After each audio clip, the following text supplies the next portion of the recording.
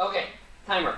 For those who haven't attended lightning talks before, in order to fit the maximum amount of content into the session, we use auto-advancing slides. 20 slides, 5 minutes, every 15 seconds a new slide. That does mean that we'll always get to the end of the presentation, even if we miss the middle. And so, I'm Richard Esplin, product manager for Alfresco. I work with the content repository. This is another one of my abstract lightning talks. So, gather around, children. We're going to have a story. Today's story is the story of the golden goose. Farmer has a goose. It lays a golden egg every day. Fantastic, says the farmer. He can take the egg, he can sell it, he can feed his family. His family grows and he decides, I need 2 eggs. He tells the goose, I want 2 eggs every day. He comes back, there's just 1 egg. No matter how many times he tells the goose he wants 2 eggs, he gets 1 egg. That annoys the farmer.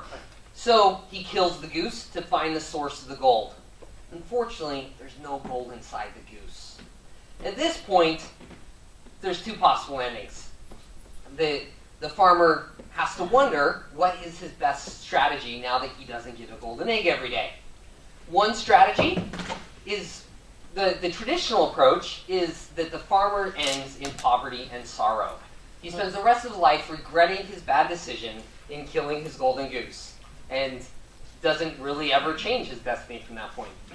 However, there is another approach. The other approach is that he thinks like an entrepreneur and does a market pivot.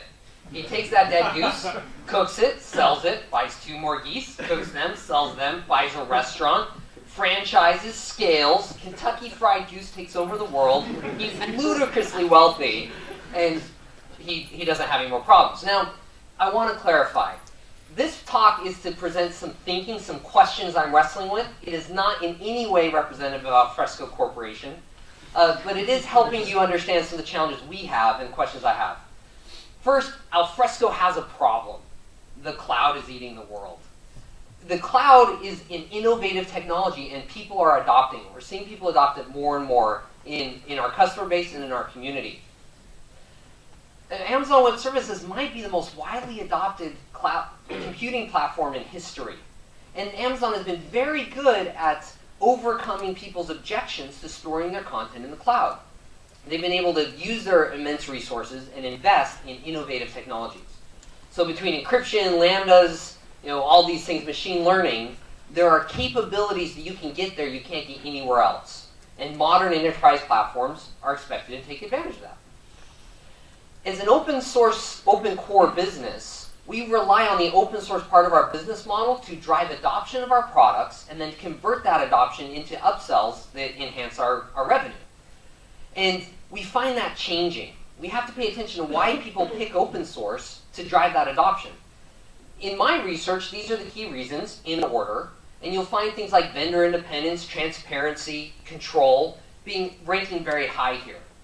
What we find is that the cloud changes this calculus.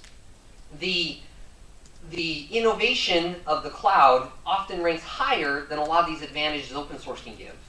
And there are other ways to get most of the open source advantages besides an open source business model. So we ask ourselves questions like, is this going to be a niche business? Is Red Hat going to be the only multi-billion-dollar open source company? Or is there room for Alfresco to stand next to that? We end up asking ourselves questions like, I missed my timing. How big of a differentiator is open source today? We find that customers don't talk about open source the way they used to. In some ways, it's because it's just taken as a given. In other ways, it seems like they don't care as much as they did 10 years ago.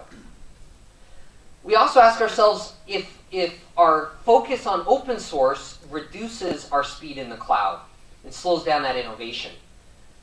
Amazon is a proprietary stack. And when you buy into an Amazon feature, you're buying into their system.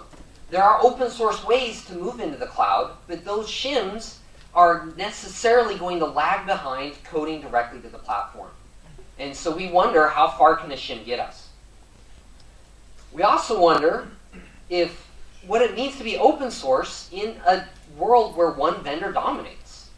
Is that truly open source? Even if the code is under an open source license, you lose vendor independence, you lose control. At that point, what value is an open source model? The good news is, our choices aren't set in stone. We can change our strategy as the market evolves and the future unfolds. And as you saw from John Moon's presentation, open source is core to our business model and it's core to what we're trying to do. but we need some help in figuring out the solution. We don't have a time machine. And so we ask for all of your help in together figuring out how open source can play in this world, can be innovative, and can lead, even and take advantage of these innovative features that cloud gives us. So please continue the conversation online at community.fresco.com. Thank you.